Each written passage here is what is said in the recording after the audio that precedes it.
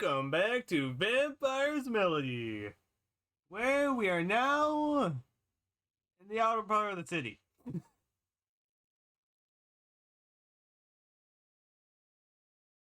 Well, you're on the outer ring of the city. What do you expect? Still dense, though.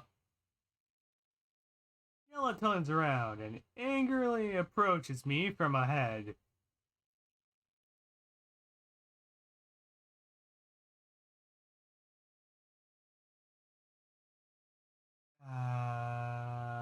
That doesn't matter. We just need to think smart. And secondly, how is this impoverished? Care to explain? It should be at least like the 80s or 90s at best. So you say, but isn't that a convenience store? Even a poor shop will probably have quite an amount of money. I point at the opposite side of the road, where a modest-sized shop is standing over there. Although the interior looks dark from the outside, its weathered signboard clearly identifies it as a convenience store. That is open for 11 hours, except for midnight.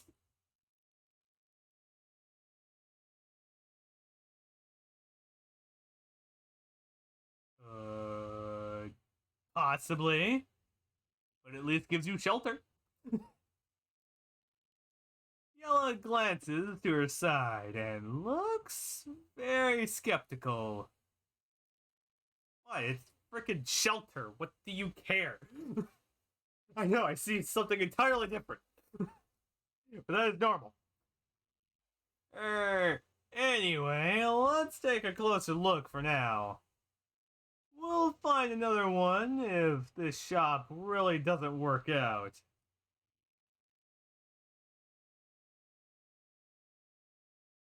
Well, at least there's more than one convenience store.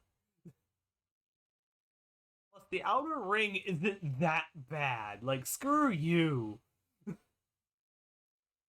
Well, it depends on the city, mostly. Like, I would be honest, it depends on the big city, how the city, primarily. Not my problem whether the shop is open or not.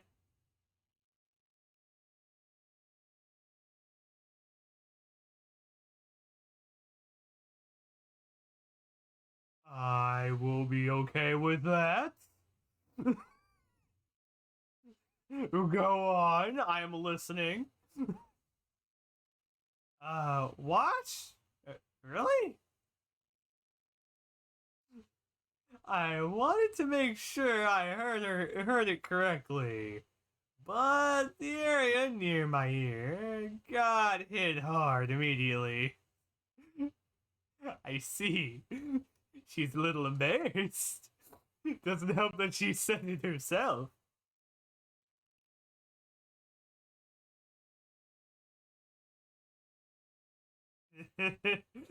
Well, the way you phrased it certainly made it sound like it was gonna be rather intriguing.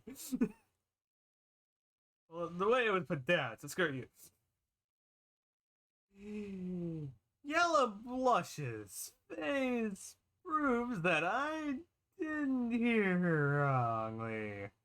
So, vampire girls will use an inappropriate pickup lines at times too. As far as I know, vampires don't often have the chance to say things randomly. I swear, she could be worse than I am. Actually, no one can be worse than I am at times. I beg to differ on that. People can be worse than me. As I freaking hit myself in the face with that. I know. That means I can take advantage whichever way it goes. If we manage to snatch our money, we can sleep comfortably. If we can't, I get caught. I can get close to a pretty lady.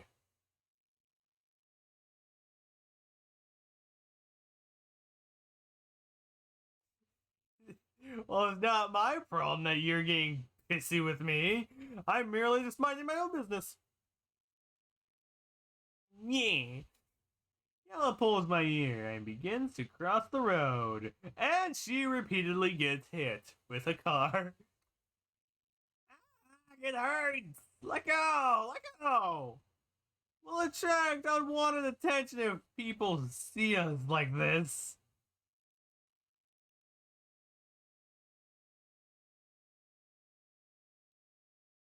Or from the one that said, "Oh, you'll watch me." In that case, it's rather interesting. Oh god, this freaking street looks like something from looks like a map from freaking Gmod. Dear God. Yella even yanks my ear strongly one more time before releasing me. Whose fault is it? I rub my ear and mumble to myself. You freaking be along when I think about it. Because screw you, I don't want to lose my hearing. I did not say anything. I said, think for your mercy, Missy. I don't wanna. You're being mean. Yes, yes, I will. Please taste my abundance of freaking sarcasm. And that one looks obviously run down. Like there is nothing in there. At best, you might get something out of the freaking dumpster. Is that a gas is that a freaking jerry can over there?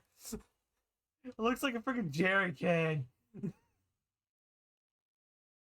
Anyway, back to the story.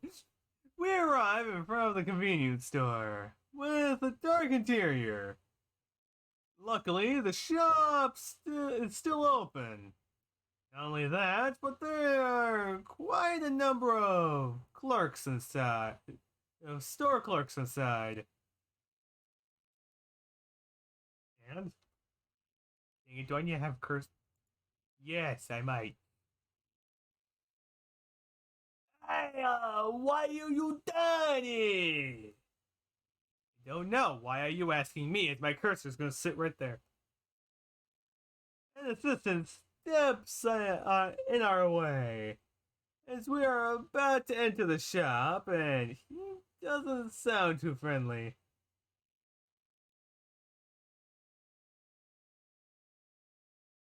He's like, I have a feeling he's gonna be going, this place ain't open yet.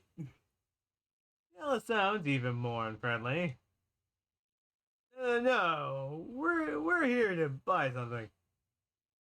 I hurriedly step between the two of them to state our purpose to avoid a misunderstanding.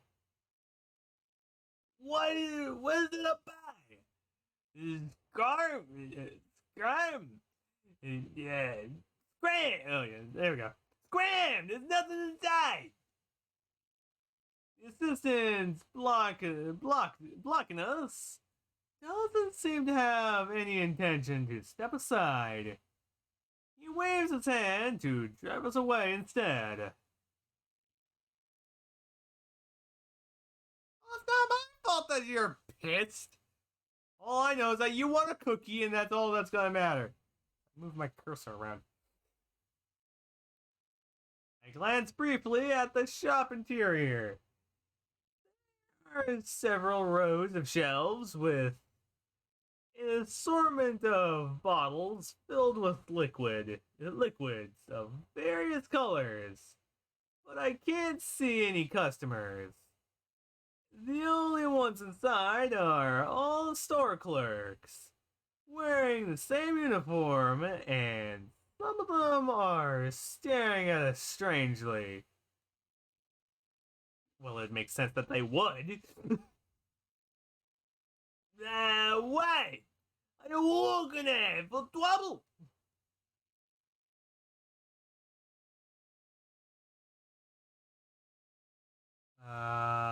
This is a great time to walk away.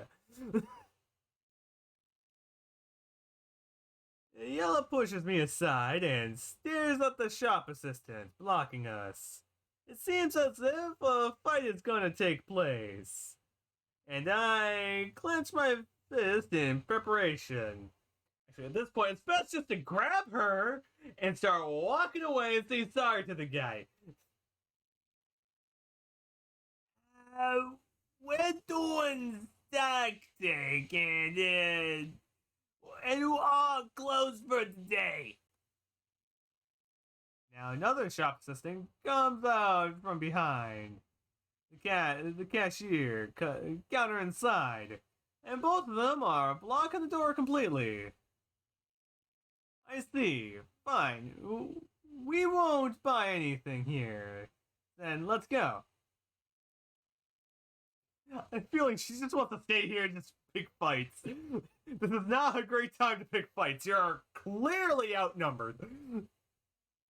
My irritation is yes, intuition is telling me this place isn't a simple convenience store. We might get a lot of trouble if we start a fight here recklessly. So I quickly decide to go with the flow and pull Yella's arm, urging her to leave. Isn't it obvious? They're not open. It seems Yella didn't catch my drift. You'll understand soon. Listen to me. Let's go. Well, you're clearly out. No, oh, no, no. I'm forgetting about the power amp of being a being that's not human. I can't space case that. At least one of them won't be able to hold him back. Well, yeah, most of them will just hold both sides back. Yeah, it's gonna be an interesting fight.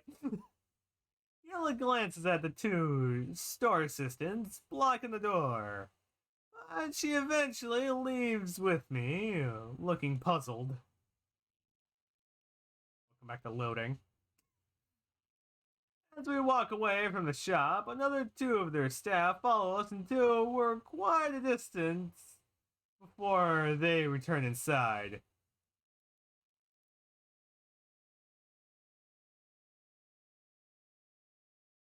Considering that you also made them look fishy,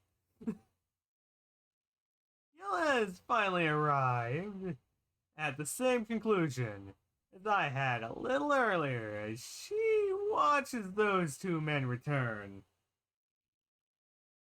Well, it makes sense that they see you as fishy. Vice versa to some extent. With context. Right, Missy. You finally realized it. I didn't need to waste my breath in explaining to you then. Fuck you! I need no reason then. Yella kicks me and begins to think. Does it have a law like what America does? Where, some alcoholic store, like some liquor stores have to, not work on Sundays? It may vary from state to state, to be honest. It may vary from state to state. So I'm gonna say it there. It may vary in the laws, so hooray. Fun. Right. What kind of convenience store would hire so many employees to look after it?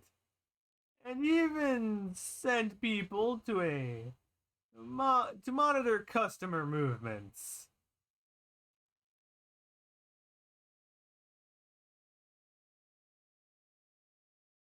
I'm not gonna go down this unless it has unless it's connected to the cartel and or the mafia. And I don't want to piss them off. The shop may be first that may be a front that is used for some other purpose. The question is, what is it? And from there, that's for me to end the episode here. We'll get answers next episode, hopefully. But from here, we're gonna end the episode here. Now, all you guys have a great, wonderful time and a great day too. So, I'll see you guys next time.